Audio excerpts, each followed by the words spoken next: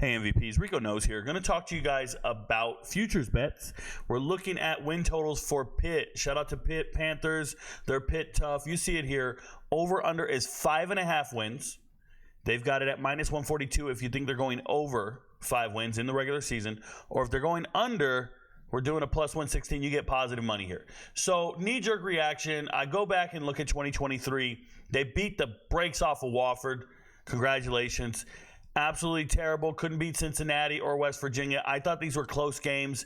And now knowing how the season worked out, this is not a bad loss to Western Virginia. They weren't quite on level with North Carolina. No surprise there. Losing to Virginia Tech. Now you're on a 4-game losing streak. You have a bye week. And I start telling the MVPs, Pitt's the worst team in the ACC. I start telling the MVPs, let's bet on them. They're not going to beat Louisville. Louisville's a 20-point favorite. And let's believe in everything Louisville's doing. Louisville's blowing everybody out, undefeated, and then boom. They go out there and beat the brakes off of Louisville, and I look like I don't know what I'm talking about. We lose our ass. That was our lock of the week that week, by the way. We don't ever bet on Pitt again because we don't know what they're going to do. And unfortunately for us, we should have bet against them every single week because they lose 4 more games in a row. So how are you losing 58-7? Go turn on the tape. No team should be losing by 50 points, especially a Power 4 team like Pitt. But they were losing. And the harsh reality is when they were losing these games, it's because they didn't have a quarterback. Okay, they lost their offensive coordinator. The team lost the locker room, and some guy named Jerkovich was the quarterback, moved to tight end. And if you see it here, they go and shock the world and beat Boston College at the end of the season. A lot of this had to do with beating, having a quarterback come off the bench. Nate Yarnell is his name. He's from Texas. Good kid, and they weren't giving him a shot. He was the third-string quarterback because they kept believing in some kid named Christian Villieu. And I try to tell everybody, Christian Villieu, I like saying his name wrong like that. Christian Villieu is not a good quarterback. I went and watched his high school tape. He played in Canada. But Rico, he transferred in from Penn State. We got a Penn State transfer. Yeah, well, Penn State missed in their recruiting as well because their quarterbacks suck, and that kid's not any good. I'm just letting you know. Not a good quarterback. They just signed Eli Holstein. We'll get into all that in a few. But for the most part here, you see it. 3 wins. Only 2 against FBS level teams. Granted, both bowl teams.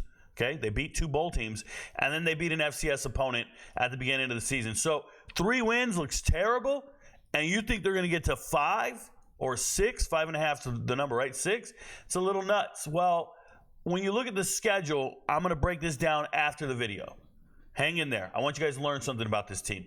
So first and foremost, when we start looking at their stat leaders from last season, Christian Villieu eventually became the starting quarterback. You see it, more interceptions than touchdowns. Very terrible quarterback play, 51% completion percentage. I'm not moved by any of this shit. And you brought him in because Jerkovich was doing bad. Well, Jerkovich at least had 6-3. Jerkovich was at least doing okay. Christian Villieu came in, the wheels fell off. Season over, this kid sucks. But there's Nate Yarnell. A kid shows up, 66 completion percentage, a real passer, 9.6 yards per attempt, 4 touchdowns, 1 interception. Everything Nate Yarnell did looked great. Go turn on the tape. He looks good. He's a tall kid, kind of slender. Looks great. I like Nate Yarnell. He's the starting quarterback. There's no debate. There's no tryouts. There's no competition or nothing. The real competition is who's going to be second string. Shout out to Eli Holstein. I love the kid. Alabama transfer. I watched his high school tape and thought, this is the best quarterback I've seen on tape. True story. Starting running back Rodney Hammond, coming back for another year. I'm a little discouraged by his lack of productivity, the 4.6 yards a carry. I think he's good, man. But when you're going from Israel Abanikanda, averaging 6 yards a carry and 1,400 yards and 20 touchdowns, it looks terrible when you replace him and the next year you're doing 4 touchdowns. Like, we couldn't even bet on an anytime touchdown from Rodney Hammond. It was that bad. Sibo Flemeister, gone, graduated, no longer here. None of the running backs are going to really matter outside of a transfer I show you in a few, so don't worry about it. Receivers, Bub Means in the NFL. Congratulations. He's going to go. Hidden gem. Very good receiver. He's on the fringe of making my top 10 list everywhere. Really like Bub Means. If you look at Kanata Mumfield here has been great for 3 years now. Haven't seen the step moving forward to like become amazing, But don't get it twisted. You're going to be really hard-pressed to find a better receiver than Mumfield on a lot of teams. I think he's a good player. Like I said, over 40 receptions, I think, 3 years in a row now. Very good receiver. This might be his lowest production he's ever had. And he's got terrible quarterback play. At least he did, right? This is a run-first offense. Mumfield's a player. Don't forget it. Dejon Reynolds been injured, but he can play when he's not injured. We'll see what happens. He's somebody to lean upon. But the receiver core is getting a boost from the transfer portal. We'll talk about it. Defensively, Donovan McMillan transferred in from Florida. This is a good kid. The problem is he's a safety. He's a strong safety. Your free safety is Javon McIntyre here. Bro, if your two safeties are leading you in tackles, how good is your team? We're talking about 100 tackles on your safety. That's terrible, man. They're getting first downs by the time you tackle them. I remember in high school, I had a game. I'm Al Bundy here. I had a game in high school. I think I had 26 tackles in the game. I loved hearing my name all over on the tackle, Rico on the tackle. They always said my full name. Anyways, it was on the road, and we lost that game. It was my junior year. We lost that game 47-14, I think. Yeah. You know what? I was free safety, bro. I can't be having 26 tackles and free safety. You're getting too many yards. Same thing's happening here. Pitt needs to shore up their front seven. They need to make more tackles in front of them, and they can't be getting to the DBs. You just can't. That's crazy. Another thing, McMillan's on the field a whole lot not to be getting any passes deflected. I don't like it. I don't like when you're not a ball hawk. McIntyre's a ball hawk. Solomon DeShield's coming back for his final year, I think. 6'3" linebacker. Very good linebacker. I like him. Kamara just hit the transfer portal going to South Carolina. That's a big loss. I don't know about big loss. It's a quality loss. Now, they got an answer in the transfer portal for sure. But that sucks that they lost him. I'm trying to look here. Hey, Deion Hayes coming back. This is stud defensive lineman. Don't get it twisted. MJ Devonshire, so the best defensive back on this team, decided to declare for the NFL draft. I don't blame him. We're talking about 10 passes deflected, 4 interceptions. Remember, that's the gold standard. Double-digit pass deflections, good production. MJ Devonshire is a good player. He'll be drafted. Not bad. Bam Brima's a stud. He's back. Let's see here. Nate Temple. Oh, this is a guy who got injured. Okay, injured during the season, so it doesn't look like much with the stats, but he's a starter. He's a starter. DeAndre Jules just hit the portal. He's also going to South Carolina. Congratulations. He's gone. Samuel Okunlola, 5 sacks and limited playing time. This man just transferred to Colorado. I think he's the best transfer. I think he's the best transfer in the Big 12. When I turn on the tape, this man looks NFL. That's a good player, and it's unfortunate they lost him. So they lost a couple of good players on the defensive front. They have replacements. They're going to be fine. I think it's a more senior-laden team this year.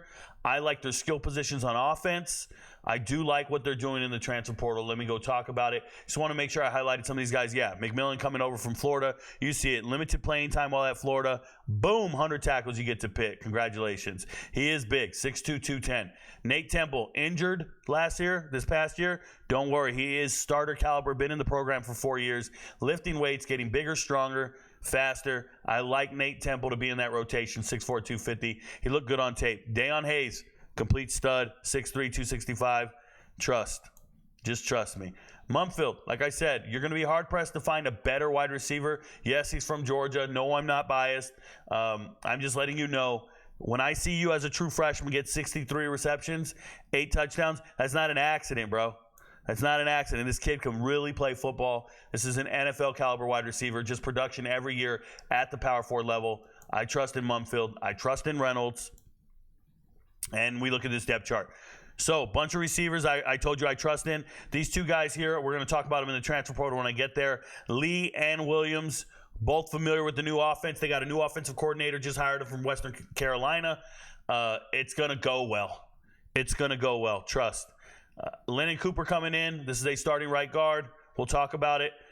Bartholomew coming back at tight end. Overman coming in from Oregon State. We'll talk about all the transfers here on the next tab. I apologize. Just want to keep going over, guys. Like I told you, Nate Yarnell on tape. He looks great. I like Nate Yarnell a lot. Rodney Hammond is a good running back. Been around for a couple of years now. I love their defensive front. They're going to be just fine. Linebackers, legitimate monsters. And then secondary, we know they can tackle. Can they cover? I don't buy this. I don't think Timon Lynam should be a starter. We need to look into that. He's a transfer from, I think, Nebraska. I just don't think he's ready to start. I think he'll be in the rotation, or they better find other defensive backs in the spring transfer portal because they need to find some corners. They lost both corners to eligibility exhaustion, graduation, and then they lost Devonshire to the NFL. So that's a problem, losing those guys. But they do have studs everywhere else. I like the Pitt roster for what it is. Let me go to the transfer portal now. Let's talk about it. I apologize. It looks like my screen's lagging right now. If this video is lagging, I'm going to be frustrated. All right, so who did they get in the transfer portal? You're going to see some receivers. They're in purple. They're coming over from Western Carolina. It's because that's where their offensive coordinator just came in from. So he's bringing some of his Louis luggage with him. He's got Lee here at wide receiver, stud wide receiver. Go turn on the tape. And then Raphael Williams, he actually left Western Carolina last year, went to San Diego State, played there this year. San Diego State had terrible quarterback play. So he wasn't really utilized the way he should have been, but it's fine. These are some Florida boys, y'all. You see it. They went to high school, Dillard and Clearwater. They're in Florida. This is Florida speed up at Pitt. Coming back, they're reuniting with their offensive coordinator. They look good to go. Key Thompson, first team All-MAC. First team All-MAC, over 200 tackles in his career. A beast. And this is just a move to increase his NFL pedigree. This guy's been dominated in Ohio for years. Love everything about him. Final year of eligibility. Coming to be that starting middle linebacker. Key Thompson is going to be mean. I like it. Cooper, offensive lineman, was supposed to start at the beginning of the year for NC State. Got a little injured. Didn't really get there. And then I know he started the game late in the year at center. So maybe he can start at center for Pitt, or if he just wants to stay guard, do your thing. This is not a bad player.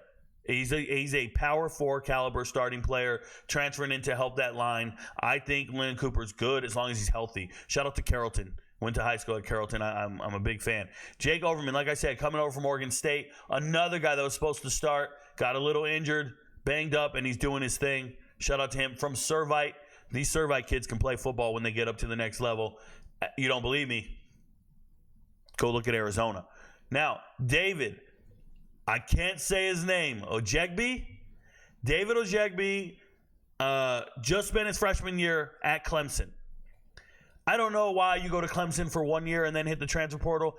If you're going to Clemson, somebody lied to you if they told you you're going to be starting right away. You get to Clemson, you see guys like Peter Woods. You see some of their studs on the defensive line. They got more playing time than you, so you just hit the portal. But this is a very good player. We're talking about good high school football player, for sure. We're talking 4-star, high 4-star recruit. High 4-star. Went to St. John's in the DMV, right, at Washington, D.C. Going to Pitt, this is a great get for them. And this replaces some of what they lost in the transfer portal. I told you some of those stud names, and I feel like they'll be all right. Speaking of being all right, Nick James, bro. Nick James, his head coach gets fired. They hire a new coach. He don't care. I'm leaving Indiana. This is the prize recruit for Tom Allen when he was at Indiana. 2022, Nick James was the guy. Defensive tackle. He's going to grow to be like 300 pounds someday. Trust. He'll be 6'2", 300 pounds at someday. He's good. Nick James is good. He'll be starting. Be in the rotation. I'm excited for him. Nate Matlack will be in this rotation as well. Just started at Kansas State. Was in the rotation. Good player. I like everything about Nate Matlack. I believe he was honorable mention all-conference back in the Big 12 at some point in his career. I like him a lot. Desmond Reed. He's going to be one of your favorites. Go turn on the tape. You guys want to see some cool tape? Go turn on Desmond Reed's high school tape. Miramar? Yeah, Miramar in Florida. Go turn it on, bro. South Florida, Hollywood. Just dynamite. Fast. But he's 5'8", 170, so they weren't offering him anything. So he goes FCS route, goes to Western Carolina, and been balling. I think he had 800 yards rushing this year. Love the little dude. Looks good on tape. Linking back up with your offensive coordinator. I like the familiarity, the continuity. I'm encouraged by that. And like I said, this one I'm not so excited about. Lynam, to me, isn't really starter caliber. But if he comes to compete, he comes to compete. Congratulations. All in all, let me just say this. Receiver pieces, that'll be the future. Definitely not this next year. They'll be in the rotation. Quarterback of the future, Eli Holstein. Like I told you, Eli Holstein coming over from Alabama. Those there. But look at 1, 2, 3, 4, about 5 or 6 starters. 5 to 6 starters in the transfer portal. It's pretty damn good. Okay, this is a team that only won 3 games. You're going to find transfers. And then who departed? Well, I already talked about a number of these guys going down to Youngstown State. Probably not an FBS caliber player. Going to USC, the fake USC. Going to South Carolina. I like Kamara a lot. Buddy Mack's a tweener. Couldn't really figure out where he's going to be, either linebacker or safety, moving around. It's just weird. Congratulations. Go back home to South Carolina. Do your thing, Buddy Mack. Remember, a lot of these Pitt kids all went to South Carolina. Cool to them. Henningham, not an FBS level player. 2, Utah State and BYU. All right, go back to Utah, bro. I ain't mad at you. And Okunlola, like I said, going to Colorado, I think it's a very good player. It's a young stud talent. Everybody else, nothing too much to worry about. I didn't see a lot of loss in production. So, looking at the 2024 calendar and what we have for Pitt, they play against Kent State, one of the worst teams in America last year, and I believe Kent State has internal issues. I had a player who just left Kent State hit me up in the DMs and said, Rico, I want to tell you about that coaching staff and what they're doing right or wrong and how Kenny Burns is carrying himself. Kenny Burns, former running back coach from Minnesota, transferred in to be the new head coach. Dude, he'd never been a head coach in his life. They give him the job. They look absolutely terrible last year, and I'm hearing terrible things from the program. It's Group of 5 football. People probably don't care, but I'm going to report it. I'm letting you know. So then they go on the road at Cincinnati. If you believe in Satterfield and what they're doing, congratulations. You're one of the few. But I believe that Pitt has a chance to win that game. I really do. I think Pitt can beat Cincinnati. They lost to them last year at home. Can they go on the road and beat them? I think they're just better. Give Nate Ernell the ball. They have a lot of seniority. I really like where they're at. Okay, West Virginia, I don't see them winning. Youngstown State, they're going to win that. So I have them 3-1 at the end of the first month. Remember, the over-under is 5.5. These next 2 games, going on the road to North Carolina, not winning, and then Cal comes into town. Are they comparable to Cal? I think they are, but I would probably lean on Cal being able to beat Pitt in this matchup. So I have them losing both these games. Once again, 3-1. This last stretch here, after these different bye weeks here, Syracuse, at SMU, Virginia, and then at Boston College. I just think they can win half those games. I think they're better. They're more poised to win than Syracuse. I know. Syracuse, oh, Rico, they got a new coaching staff. They got all these new players. I know, but I've assessed what they have. LaQuint Allen and them boys, I don't like anything about Syracuse towards the end of the year. They were a laughing stock of a team. I thought they were terrible. Yes, they fired Dino Babers. Yes, they've replaced some players. But for me, right now, that's a coin flip game. SMU, I love everything about SMU. I love the way they're building. Are they of this caliber? I don't think so. Not right now. Welcome to the ACC. I don't think you're there. Virginia, no, you're not winning. Virginia coming into Pitt in November, I think you get punched in the mouth. And I like Anthony Colandrea. I like a lot of the young talent. Tony Elliott's team's not built like that. Nope. They're the type of dudes that plug their nose before they jump into the water. They go to the ocean and they dip their toe in. They're not built like that, dude. They're just not. Pitt's tougher than them. I think Pitt loses both these games to Clemson and Louisville, and then you're at the end of the season on the road at Boston College. New coaching staff, and Boston College has no semblance of a passing game. Thomas Castellanos can only run the ball, and you got safeties that know how to tackle. Let's put them in the box. You've got linebackers I believe in. You got a defensive front I believe in. I think they're going to shut Boston College down. I don't think Boston College will move the ball on these guys. So, let's go. 1 win, 2 wins, 3 wins, potentially 4, but definitely 5, 6, and 7. I have them all the way up to 7 wins at some point, if possible. 7 wins, bro. That's 2 wins over the total that they're giving me, and that's why I say the over is at 5.5. Now, theoretically, you would say, well, Rico, if you have them at 7 wins, wouldn't this be a lock? No. It's not a lock. It's a lean. You see it here. 1 unit. It's a lean. And that's because the wheels can fall off. Injuries can occur. If you have to play that Christian Villieu kid, you're not winning any games, just so we're clear. And having a new offensive coordinator, there could be continuity concerns. There could be some growing pains. But I think you have really good wide receivers, and they can go out there and run routes. And you need to utilize these receivers.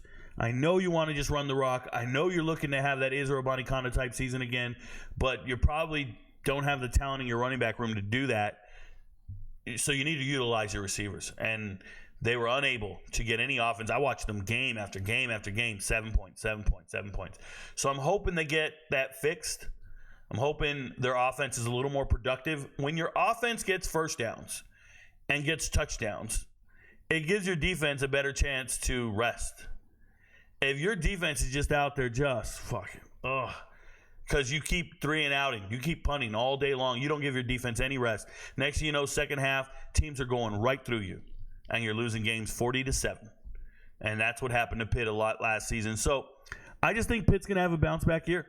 I really do. I think they're going to have 6 to 7 wins, and they only need 6 to hit the over. I like them 6 or 7. And if you like them on the under, if you say, Rico, there's no way they're winning those games, I respect it. You can fade it hard. Fade it. You're getting plus money for it. It's a good value bet to fade it. I just think Pitt's going to win. I think they have really good skill players at wide receiver and running back room. I think they have just the right pedigree of players. And, hey, don't count on Pat Narduzzi. I know he's on the hot seat. I know it's probably not a fashionable thing to say, but these guys actually won the transfer portal right now. They're winning the transfer portal at Pitt like they've never won before because they've been getting cleaned out and losing their star players every year. And it's about time. This is one of those years where some of these players are going to be star players, and then they might hit the portal next year. But right now, I think they're going to have a breakout year. I hope they win 7 games. Your friends don't know, but Rico knows. Good luck, y'all.